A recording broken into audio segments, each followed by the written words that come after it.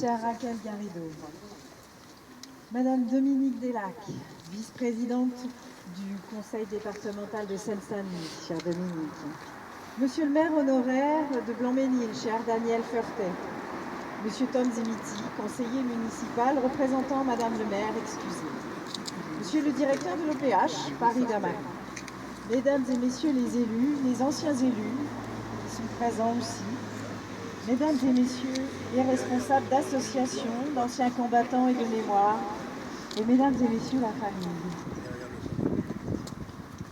Mesdames et Messieurs, chers amis, quelle fierté d'être ici par un si grand soleil. Non, on ne dira pas ça. Mais en tout cas, quelle fierté d'être ici à Drancy, dans cette ville qui a vécu des moments difficiles pendant la Seconde Guerre mondiale avec le camp de Drancy. Quel moment difficile aussi pour ces hommes et ces femmes qui ont su résister. Madeleine Aubedat, avec son portrait, juste derrière nous, elle, c'est la première fois, je suis très fière, c'est la première fois que l'on rend hommage à cette femme, à une femme, à Madeleine Aubedat, à une résistante. Sa petite fille, Marianne, fille de Nadia, nous a dressé un petit peu son portrait avec beaucoup, je dirais, d'affection. Elle qui fut donc partie des partisans de la main-d'œuvre immigrée, FTP-MOI. Cette femme, jeune, non destinée à un engagement militaire, mais qui va, comme beaucoup de ces héros du quotidien, par amour, par conviction, décider de faire quelque chose. Faire quelque chose pour son pays, pour la France, ce pays des libertés.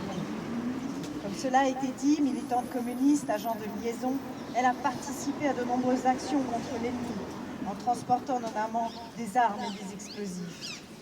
Tant d'actes qui nous semblent dignes de héros. Ce parcours peut sembler atypique, mais il n'est pas unique. Il nous faut reconnaître, et il est juste de mettre en lumière la contribution des femmes à la résistance sous toutes ses formes. Comme beaucoup de résistantes, elles sont souvent restées dans l'ombre des hommes, mais aussi dans l'ombre de la maturité, car leur point commun était souvent cette jeunesse qui fait oublier la peur et qui effraie parfois les mères. Avant d'être des résistants, des résistantes, ils étaient des femmes et des hommes ordinaires, des gens du quotidien. Qu'ils aient été juifs, athées, catholiques, musulmans, orthodoxes, français ou d'origine diverses, ouvriers ou docteurs, ingénieurs, gaullistes, communistes, socialistes ou syndicalistes, c'étaient des citoyens et non des héros. C'est ainsi qu'ils sont morts, sans clamer la gloire ni les larmes. Par contre, les survivants n'ont jamais oublié leurs camarades, morts pour la France, au Mont-Valérien, à Châteaubriand, à Paris, à Nantes, à Oradour. La justice viendra sur nos pas triomphants, a écrit le poète Aragon, chanté par Léo Ferré, et si bien repris par Arthur Théboul du groupe Feu Chatterton, lors de l'hommage à Mitsak et Mininé Manouchian, ce 21 février dernier, pour leur entrée au Panthéon. L'entrée au Panthéon des communistes venus enfin rejoindre leurs camarades gaullistes, socialistes, fondateurs du Conseil national de la résistance, le CNR, le 27 mai 1943. Mais aussi l'entrée au Panthéon de Français qui ont mérité la nationalité française quand d'autres en ont hérité. Ici, au 35 rue Anatole France, dans cette résidence, HBM, Habitation Bon Marché, construite après-guerre pour loger des familles dans une période de reconstruction. Tous les anciens locataires étaient unanimes. Ils ont connu le bonheur d'avoir un logement avec toutes les commodités, d'être ensemble, mais aussi l'amitié, la fraternité, la solidarité entre voisins et la convivialité des soirées et des fêtes. C'est à cette époque que Madeleine va emménager avec ses 4 enfants, dont certains sont présents aujourd'hui en famille, et nous les remercions fraternellement de leur présence. Bonheur à tous, bonheur à ceux qui vont survivre.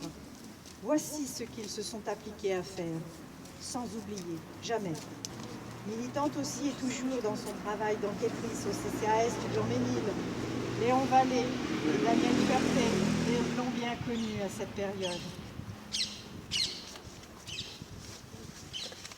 Une salle porte son nom au Blanc-Ménil. À Drancy, c'est la première fois qu'un hommage est rendu à Madeleine. J'en suis très émue.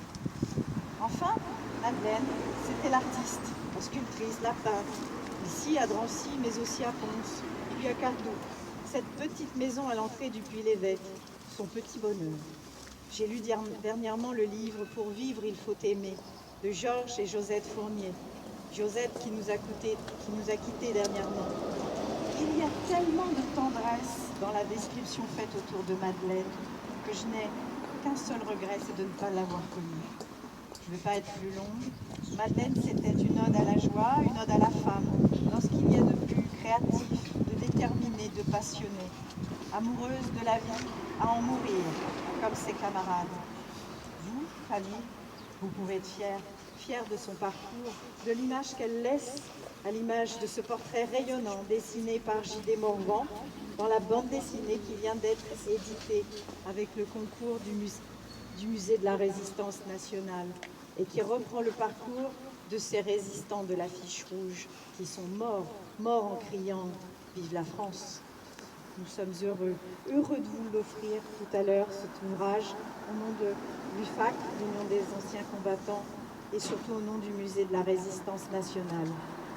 Ils resteront à jamais immortels.